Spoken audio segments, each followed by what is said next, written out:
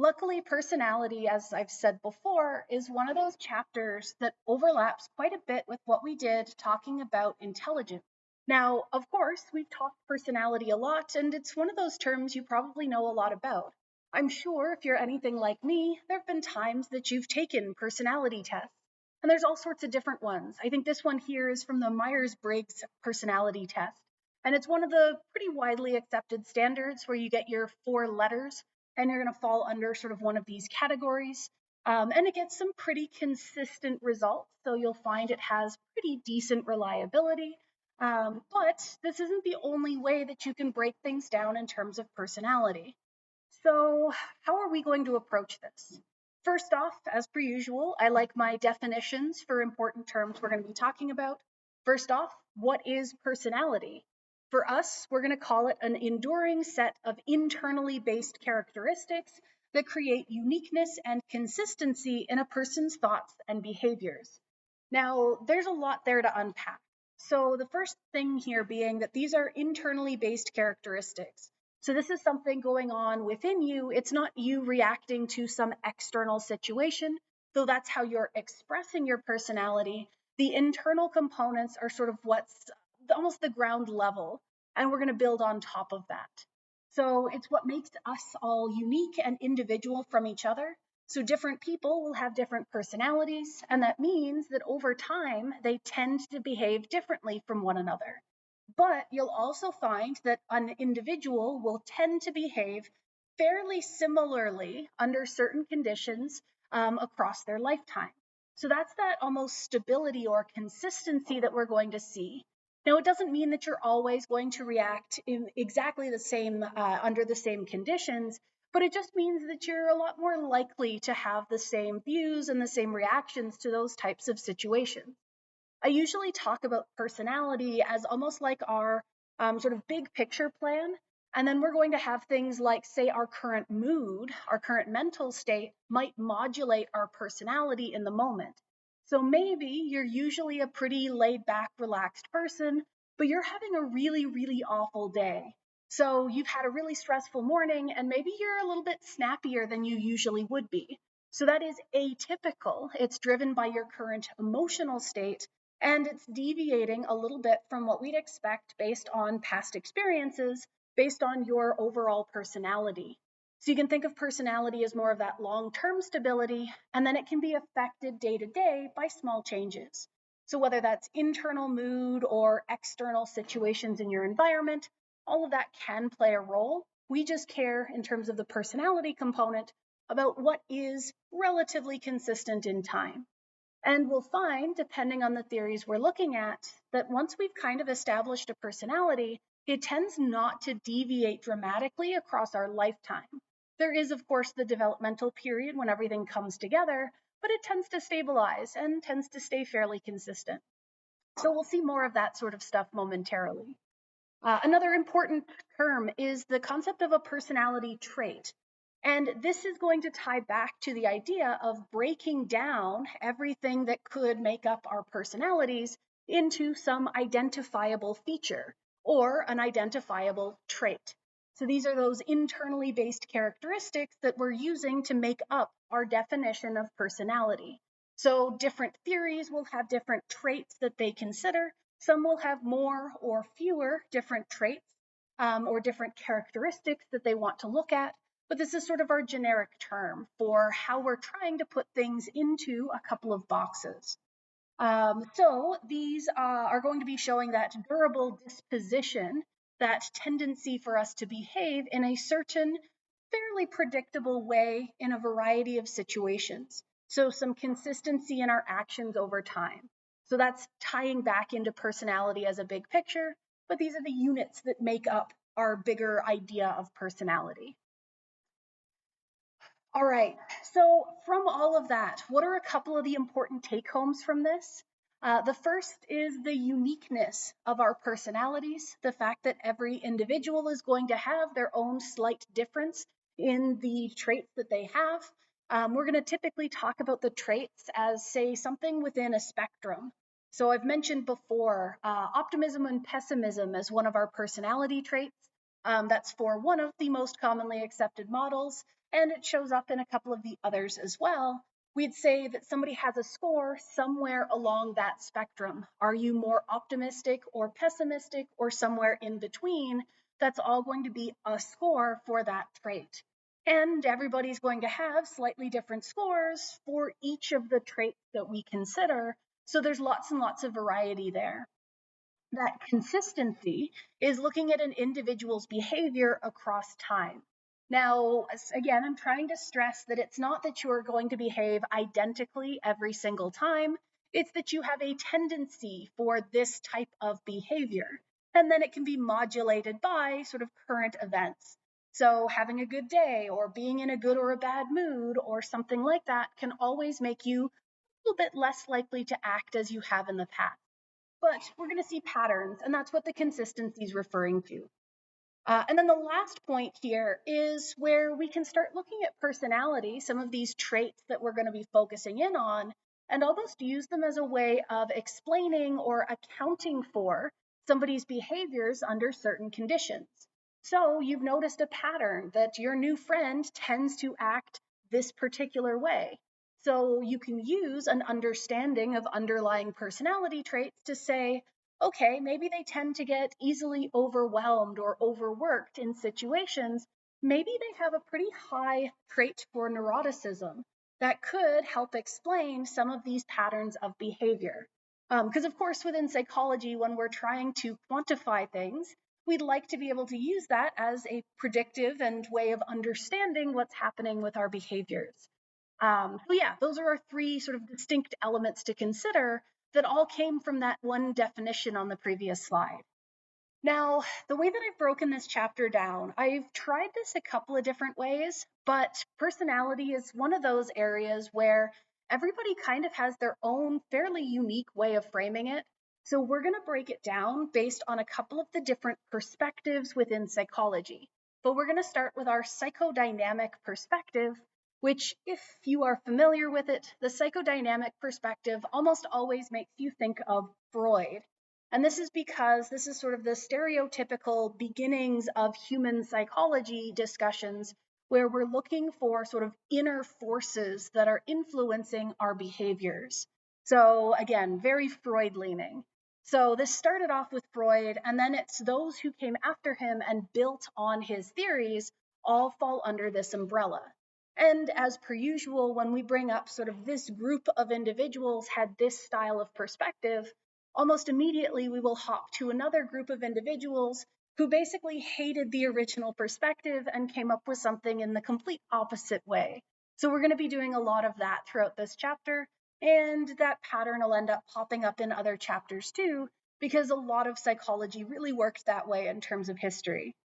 But yeah, so our psychodynamic theorists like Freud were really looking for the causes of our behavior as some of this, I guess they called it a dynamic interplay of inner forces. Basically, inner conflict where we had, say, opposing drives, where we wanted to be doing things or we were acting maybe under some urges, and it was creating these conflicts. And the way that those conflicts manifested is ending up showing our personalities, our tendencies to behave in particular ways.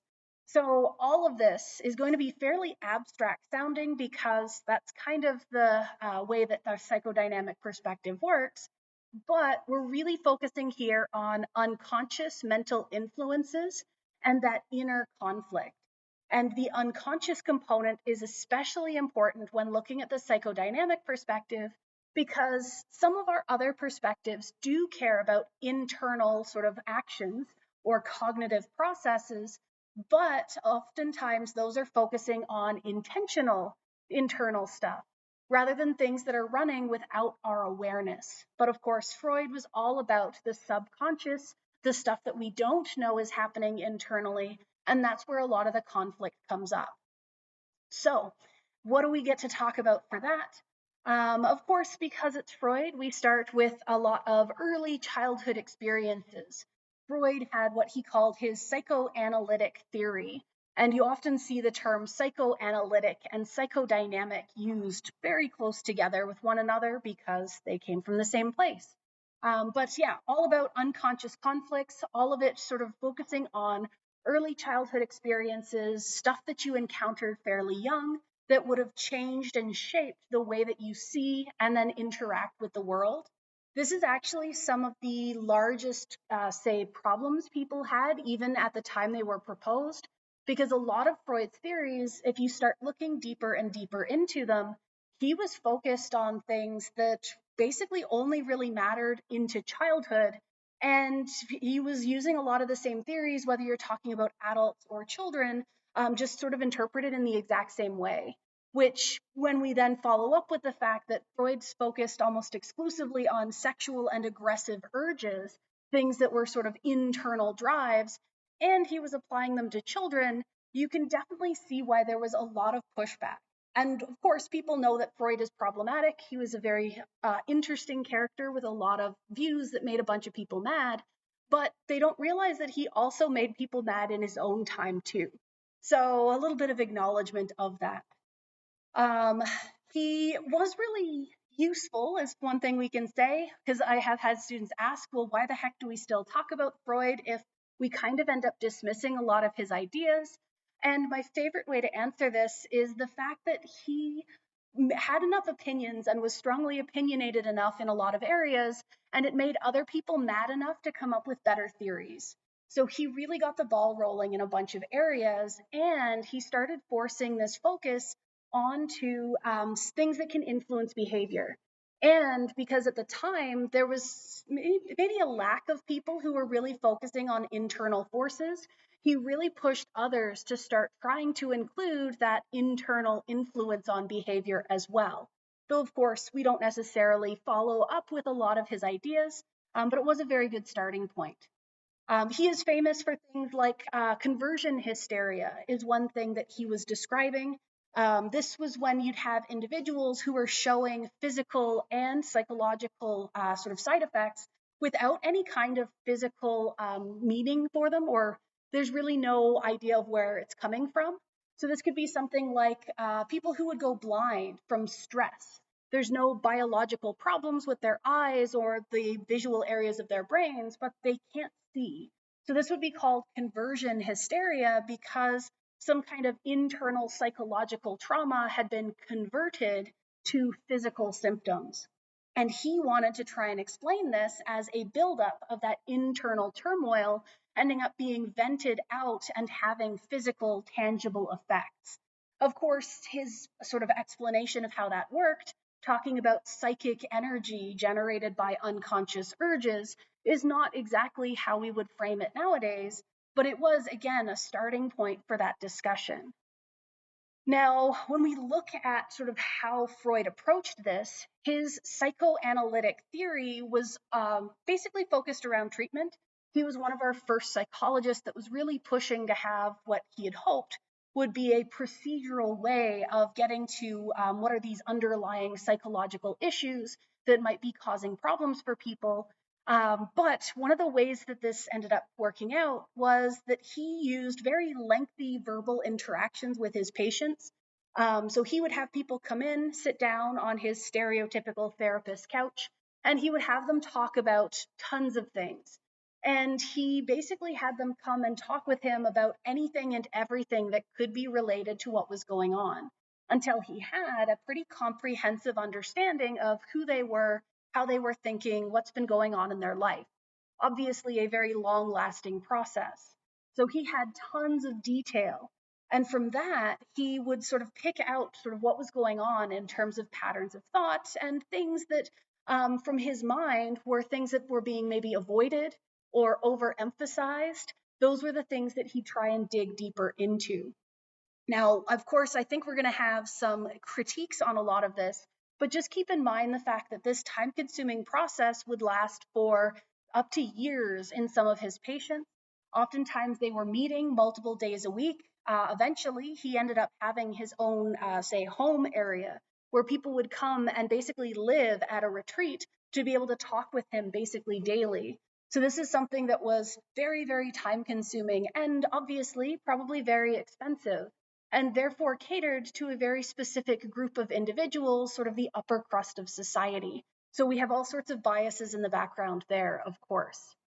But what are some of our important concepts? What were the things that he was really focused in on? We're not going to be surprised. There's lots of that sort of unconscious forces here. I've mentioned his idea of psychic energy. And this was how he described these forces, these internal forces that are generated by our instinctual drives. And those instinctual drives are where he got his focus for the sexual and aggressive urges, basically saying that humans are driven by their sort of more animal instincts and that we have things that our bodies are pushing us towards. But because we have sort of these more advanced minds, they're trying to resist some of those urges. So you know that you can't just be like, an animal out in nature. You have to behave in society. And the conflict between those two opposing forces generates this energy. And that psychic energy must then be discharged. And it can either be directly just discharged or indirectly discharged. So directly could be maybe you're acting on those urges, or indirectly, maybe you're finding a way to vent some of that energy in an unrelated way. So usually looking at things like, okay, well, if you can't be super aggressive, maybe you take up a career where you get to be verbally aggressive instead. So if you can't go and hit people, it's not acceptable in society. So maybe you want to be a lawyer and you want to verbally tear people apart as part of your job. That might help you bleed off some of this psychic energy in what is now a socially acceptable way. So that's what they're talking about in terms of discharge. You could also say pick up the hobby of boxing, where it is now acceptable to go and actually hit people because that's what you're there in a boxing ring for. So a couple of different ways you could harness this. In terms of our mental events, now we get some neat terms. I've been talking about this distinction between the conscious mind and the unconscious mind. And to Freud, those terms have very specific meanings.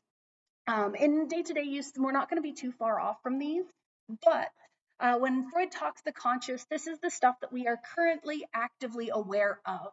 So I'm telling you about people who box to get rid of their psychic energy that is currently in your conscious mind. The unconscious would be stuff that you are unaware of. Maybe there's something going on internally, you're not thinking about it, you can't think of it, it's just something is happening. So maybe you're feeling extra restless today. You have no idea why, but Freud might have an explanation about what might be going on internally to create that sort of excess energy. We then have the preconscious, which is something specific to Freud, and the preconscious is going to be the stuff that we are currently unaware of, but that we could easily recall. Now, this is where we start making a distinction between the Freud ideas and pretty much every other framing of this. Because usually when we're in just normal conversation, we talk conscious is the stuff we're aware of and the unconscious is the stuff we're not aware of. That's it, nice and simple. But for Freud, he stresses that the unconscious is stuff we're not aware of and that we can't easily become aware of. That's the stuff that he tries to dig for, that he has to push for and root around for, because people can't access that stuff. For him, the preconscious would be the stuff that we're not currently thinking of, but could easily think of. So it's the stuff that if you directed your mind towards, oh, that's what that is. So you can remember something, or I could direct you to feel a certain way about something, and that shift would pull it from your preconscious into your conscious with little to no fight. So in the case of Freud, we're introducing this preconscious term when we want something that's easily recallable. And the unconscious is the stuff that's not accessible. And of course, our other theories, we're going to use the term slightly differently. So we'll always have to, in asking questions, tell you whose ideas it is that we're looking at when I ask you something about the unconscious. So if I specify that it's Freud's view of the unconscious, then we're going to know that it's specifically stuff that we wouldn't have access to without, say, a therapist pushing and nudging and using certain exercises to try and get to some of those thoughts. All right, so that starting point of how easily accessible is the information actually ends up mapping really nicely onto what Freud calls our three structures of personality. So here, if we're looking at, the standard is to look at an iceberg.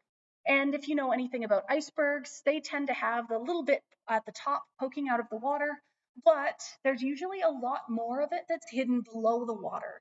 And the way that they've described it here, the conscious is the stuff that's sticking up out of the water. It's easily visible right now. The preconscious, the stuff that's not currently being thought about but is easy enough to get to, is that layer just below the surface. So you can actually see it if you go looking for it. It's still below the surface, so it's not easily accessible, but it's close by. So that's fine.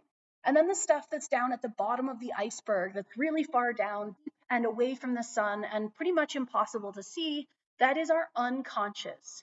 And that's the representation that you get. So pretty much every textbook I've seen uses some cartoon of an iceberg, kind of like this. Now that's sort of how we think. That's our internal cognitive process. But Freud then labels this with the id, the ego, and the superego as our three distinct structures of personality. Now, again, we're focusing, because it's Freud, on stuff that's developing in childhood. So when he's saying, okay, we're going to develop the id first, and then the ego and the superego, I always let people know that even the latest stage that develops, which is our superego, is something that's established even before we hit puberty. So this is something that's still very, very young in life. And I point that out again because of all the conflict and the turbulence around Freud's theories. But let's start off. We'll talk about the id first. So this is going to exist entirely within that unconscious mind. So if we think the unconscious is all the stuff below the surface we're completely unaware of, we can think of this as where a lot of those urges, those things that our bodies are wanting, that our conscious mind isn't controlling, that's where all of that is living. So he calls this our innermost core of personality. So this is who you are as a default, pretty much right off the bat. So this is our source of all of our psychic energy. This is where those urges are developing. And as they are suppressed, that's where the energy sort of starts needing to be dissipated. This is the only structure that's present when we're born. So we are born with this. That's why it is that innate core of personality. And as time goes on, we're basically going to acquire other structures to help us modulate this one innate core to our personality. Now, this, because it is kept in the unconscious, where we don't have access to it, it also doesn't have access to the rest of the world. So it's going to be operating without any real direct contact to reality and the world around us.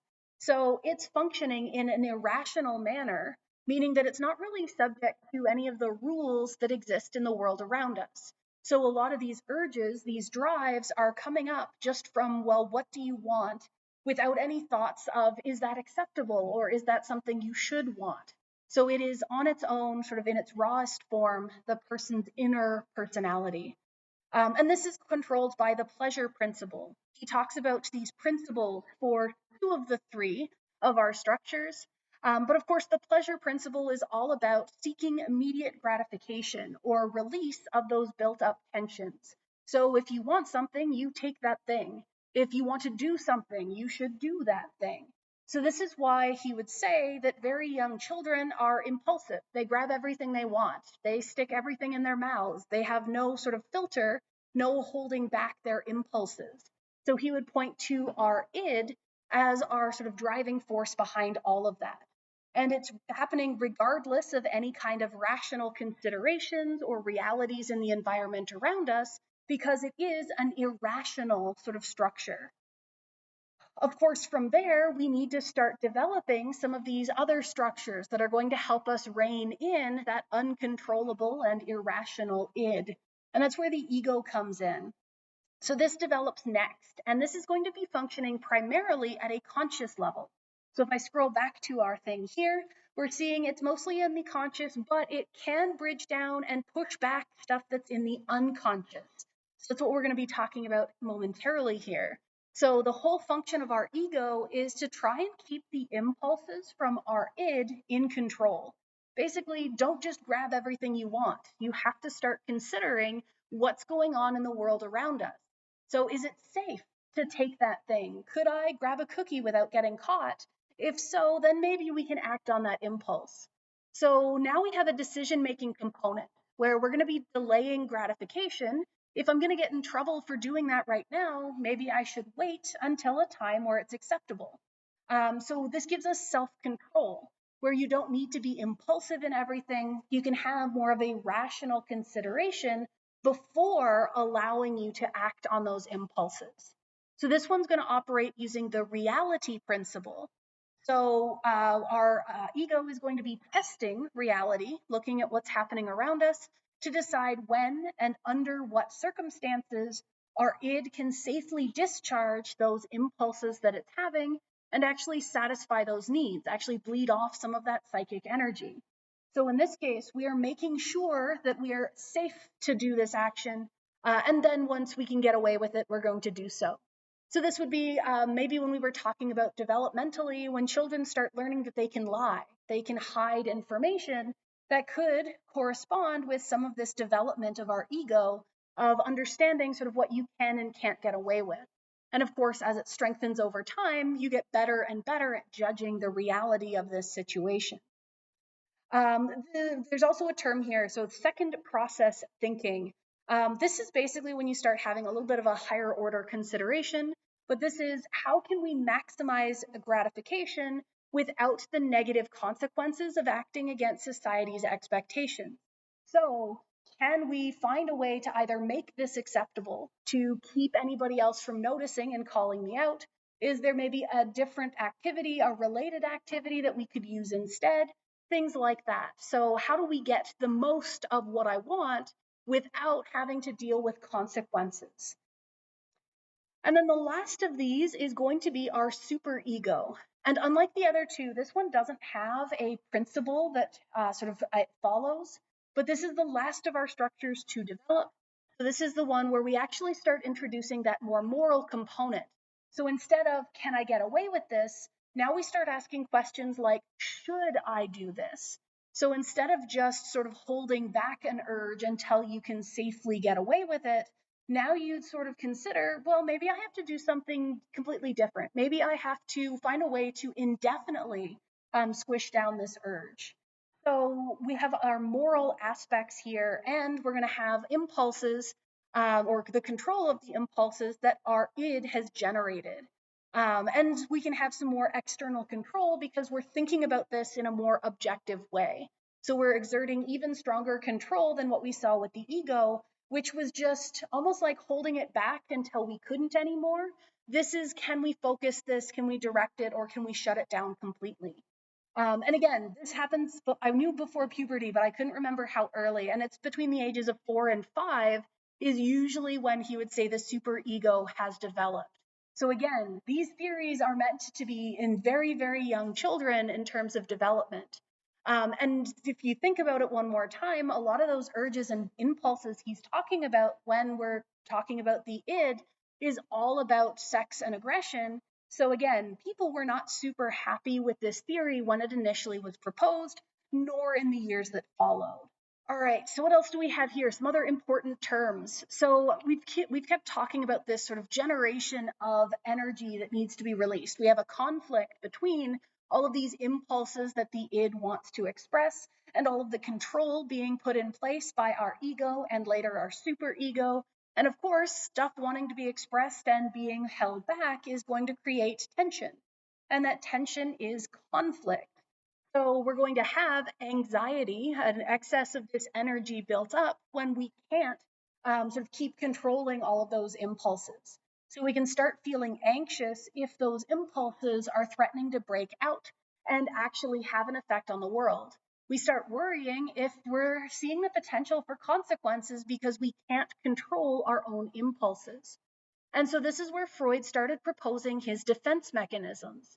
And this is a term, again, that we've probably heard before, because while people don't love the original theories, a lot of the different terms ended up kind of being carried along and incorporated in other areas.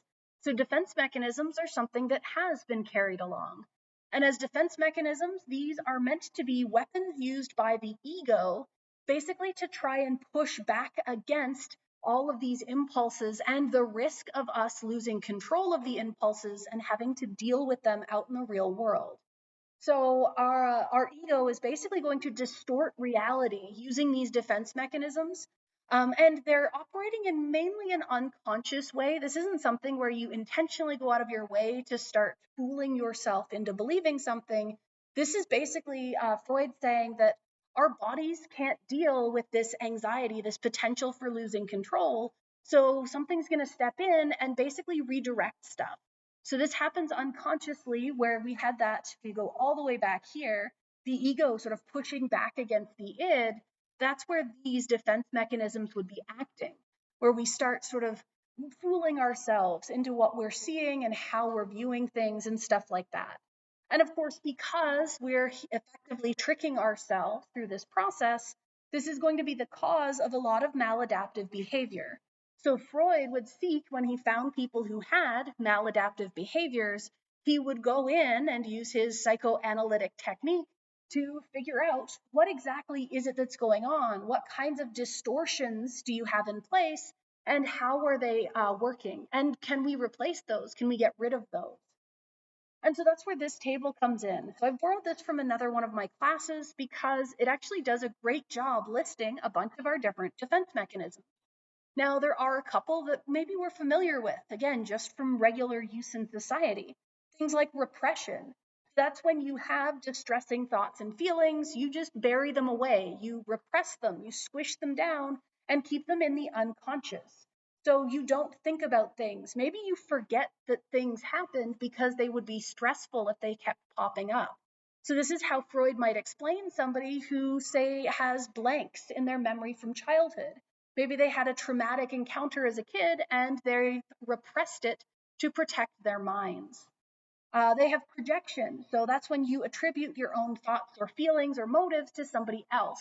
So you're angry, so you project that and tell yourself that somebody else is angry instead. Also, displacement. So here you might divert emotional feeling, usually anger, from an original source to a substitute target. So maybe you're really, really mad at your parents for doing something, but of course, if you get mad at your parents, you're going to get in trouble. So now you're going to redirect that anger at, say, a friend or a sibling, because you can get away with being mad at them. So you've displaced that aggression towards someone else. What other good ones do we have here? Regression is another one that's probably talked about in general day-to-day stuff, usually in TV shows that do a bad job of showing them. But regression is when you revert to immature patterns of behavior. Basically, they say that people might feel more comfortable if they can go back to a more childlike state. So someone like Freud would look at someone who's acting immaturely and say, ah, yes, you've regressed to try and protect yourself from stress in the current everyday life, or something like that. Rationalization is when you create false but plausible excuses to justify unacceptable behavior.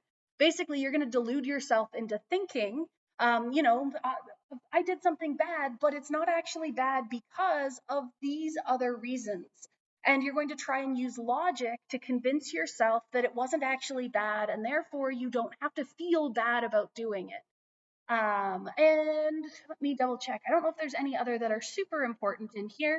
But yeah, I think we hit the big ones that you'll often see. And of course, there are more in the list if you wanted to read them through. And there's examples for each, which is why I like this table. But it's kind of neat to see where these defense mechanisms were originally drawn from and how they were originally used, which came straight from Freud. And then, of course, if our discussion on the different structures of personality and the fact that we're looking at personality development up to about the age of 5 wasn't enough to make people grumpy, of course, Freud went on and had his stages of psychosexual development. Now, this is one that it's not so much carried forward the same way that our different structures of personality have been.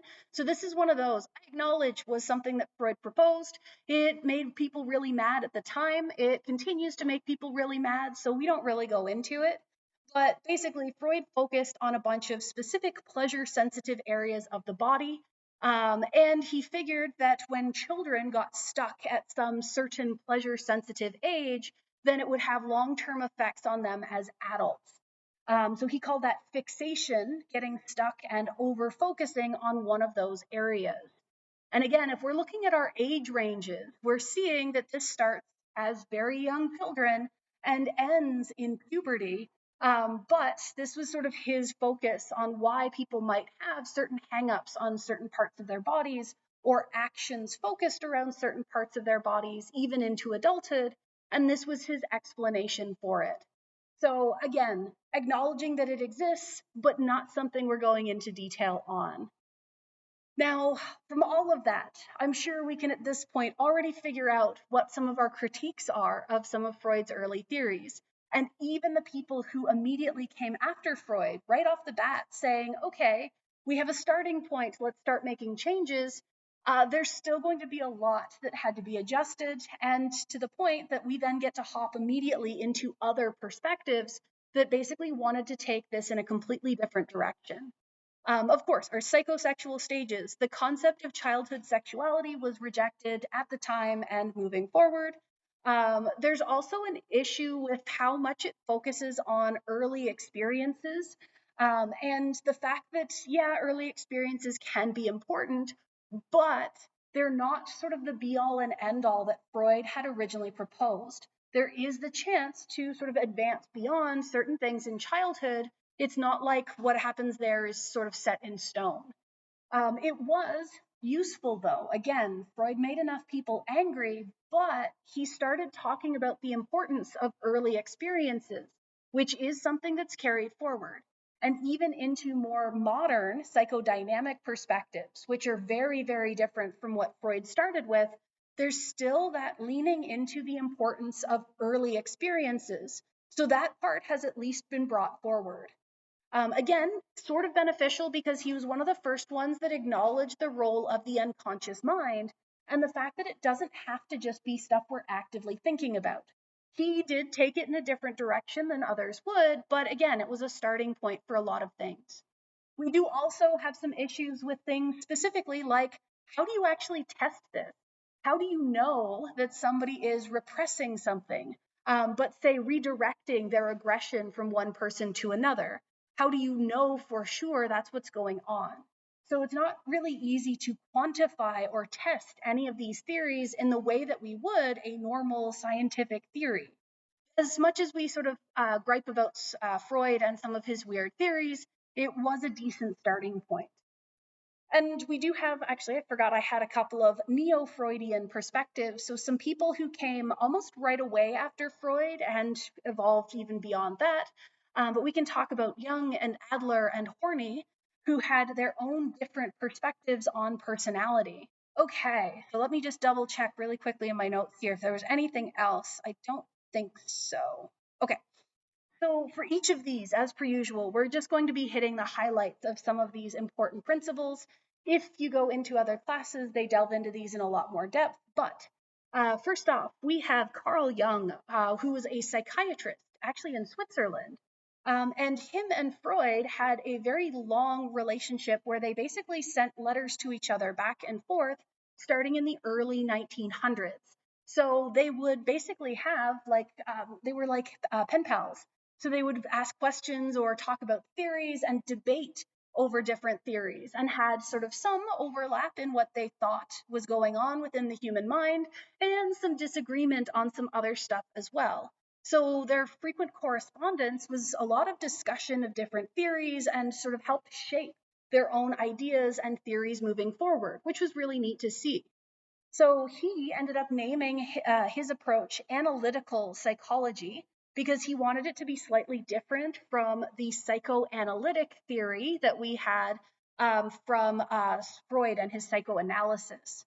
So that was how he wanted to differentiate it, but it still sounds pretty similar because they were interrelated. So he still focused a lot on the unconscious. So that's where we had the similarities to Freud, but there was going to be a little bit more depth to it here. So he started by calling what Freud had said was the unconscious, that stuff that an individual doesn't have access to. Jung called it the personal unconscious.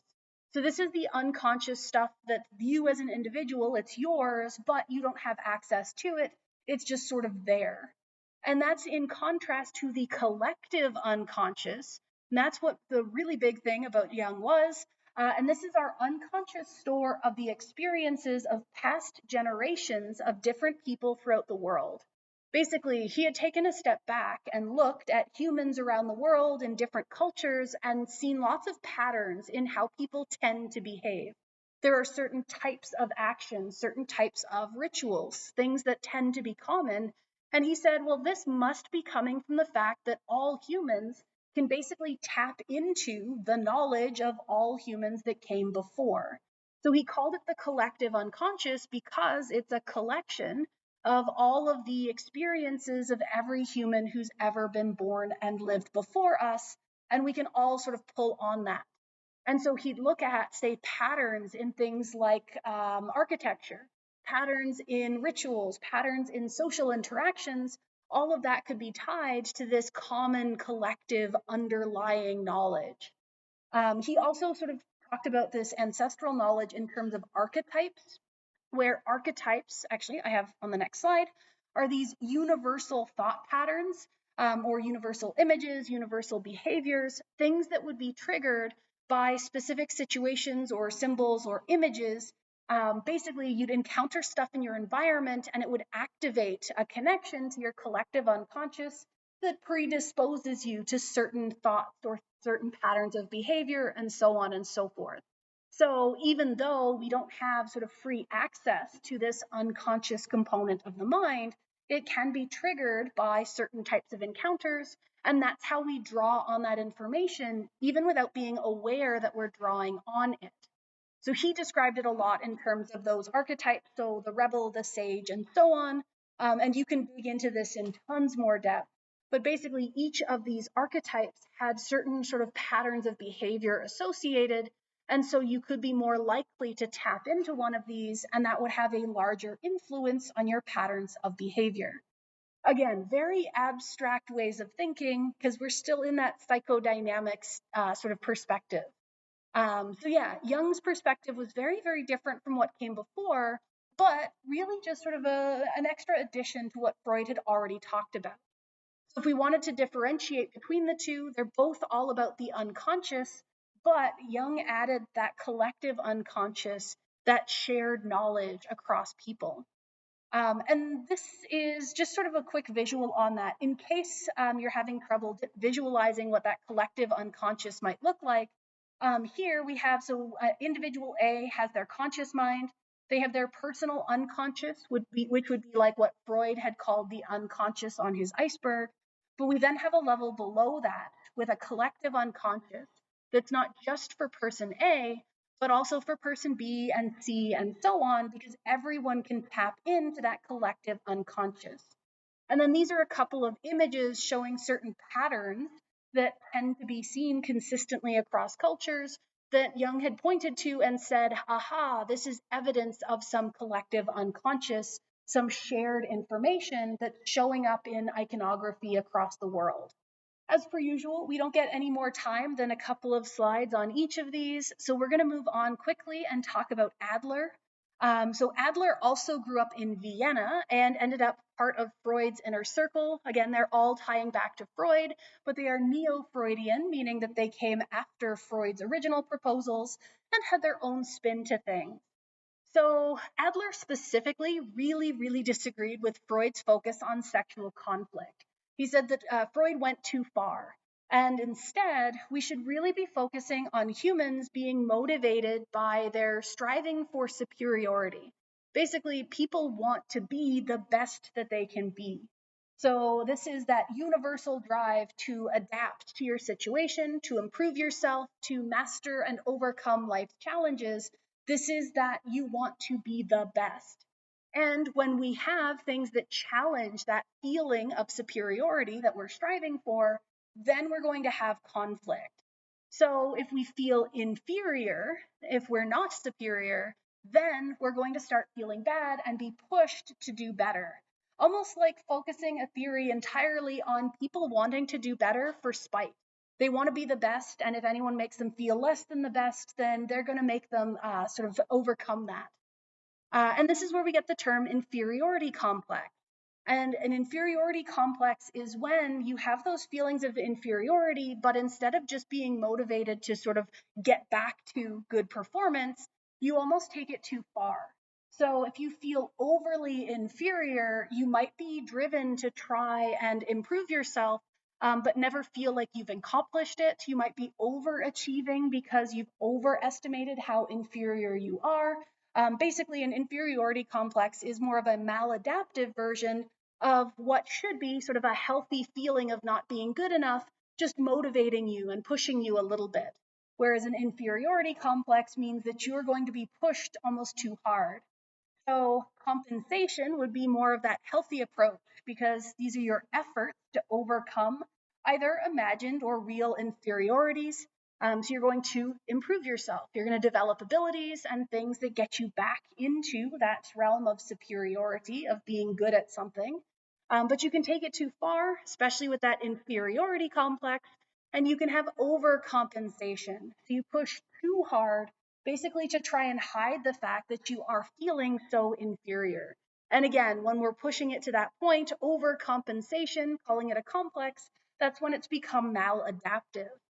So in this case, Adler is focusing pretty much entirely on the fact that people would be maybe envious of the accomplishments of others, and that would then motivate us to perform better.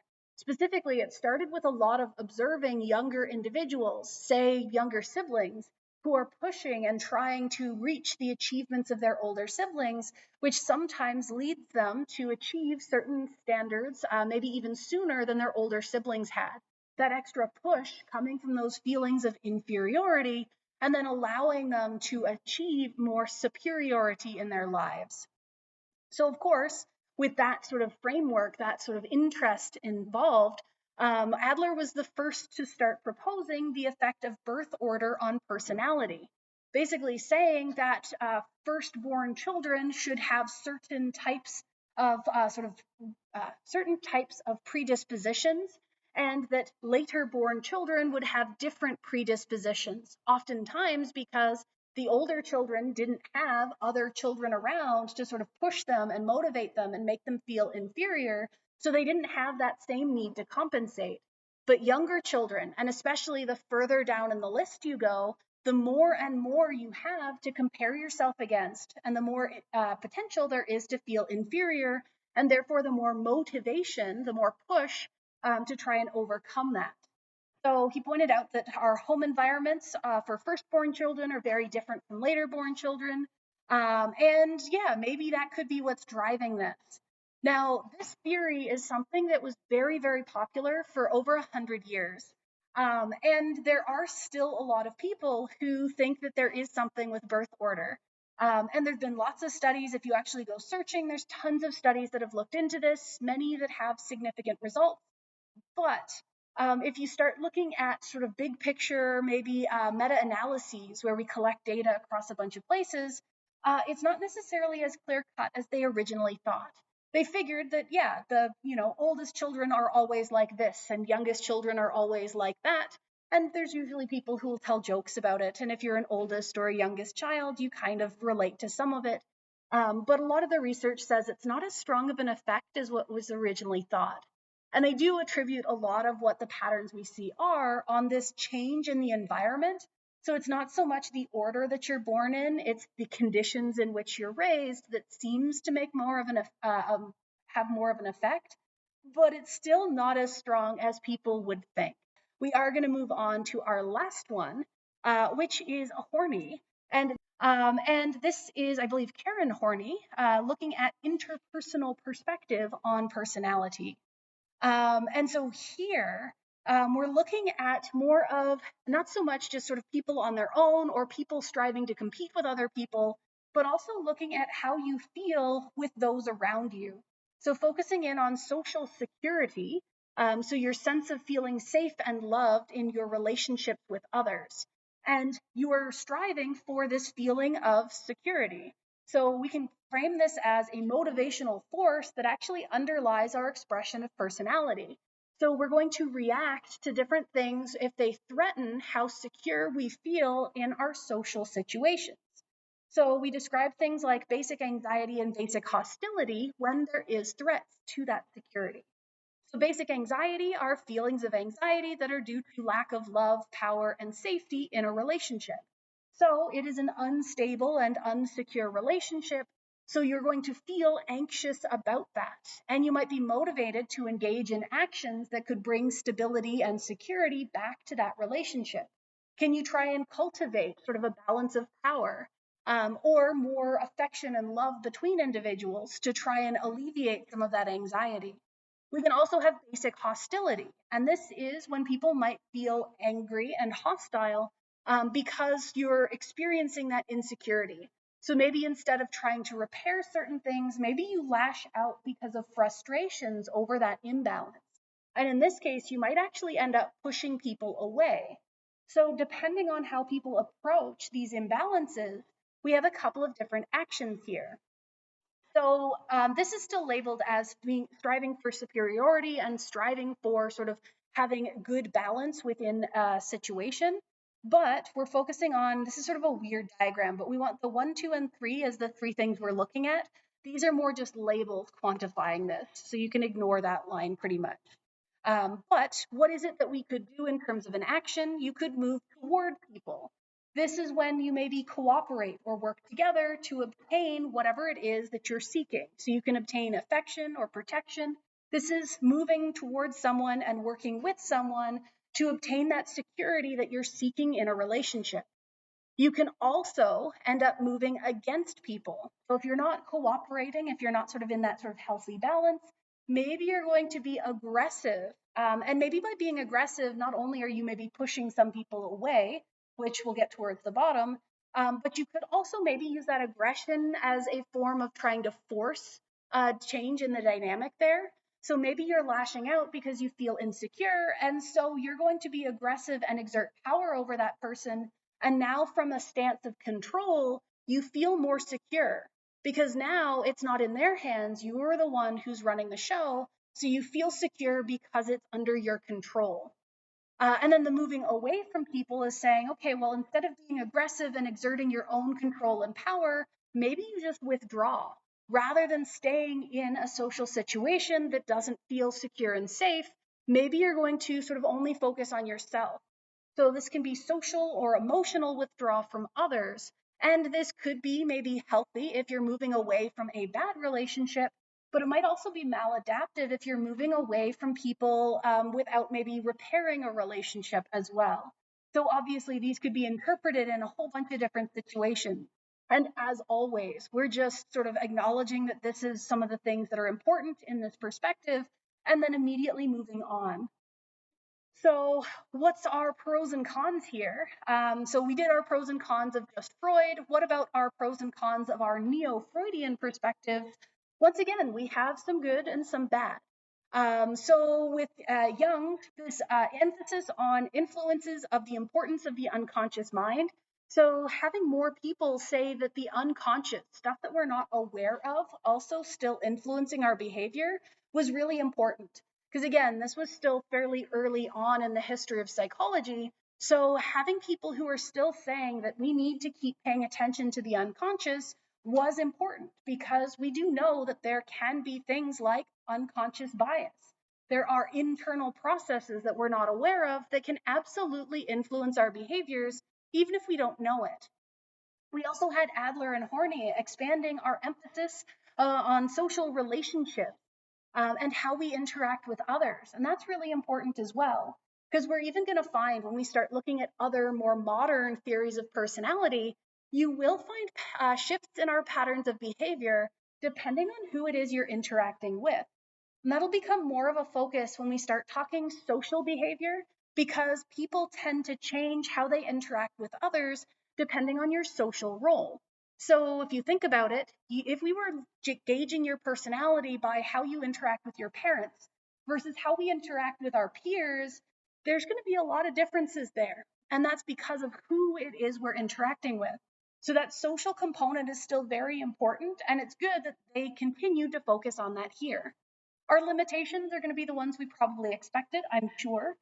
These are still pretty vague. They're still in that psychodynamic area. We don't have a lot of ways we could quantify this and test this as we would like with a scientific method.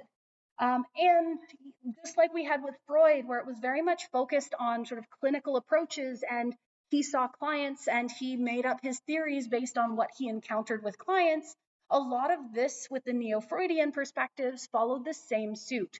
So a lot of this is based on a very biased sample and was not done in an experimental, sort of testable scientific way.